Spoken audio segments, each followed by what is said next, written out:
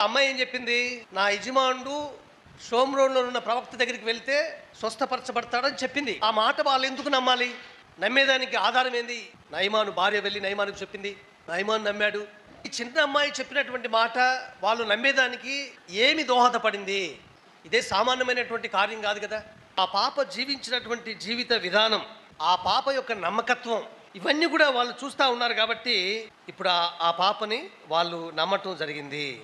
ఇశ్రాయేలు చిన్నది ఆమెకున్నటువంటి విశ్వాసం ద్వారా, నమ్మకమైనటువంటి జీవితం ద్వారా అన్యుడైనటువంటి సైన్యాధిపతికి నిజమైనటువంటి దేవుణ్ణి పరిచయం చేసింది. నయమాన్ ఏమంటా ఉన్నాడు? యెహోవాకు తప్ప దహన బలినైనను మరి ఏ బలినను ఇతర దేవతలకు నేను ఇకను అర్పింపను. ఎట్లొచ్చింది ఈ మాట? ఒక చిన్న పాప తీసుకున్నటువంటి గట్టి నిర్ణయం కాదా? కొండంత విశ్వాసం కాదా? పాప చిన్నదే, కానీ ఆమెకున్నటువంటి విశ్వాసము కొండంత.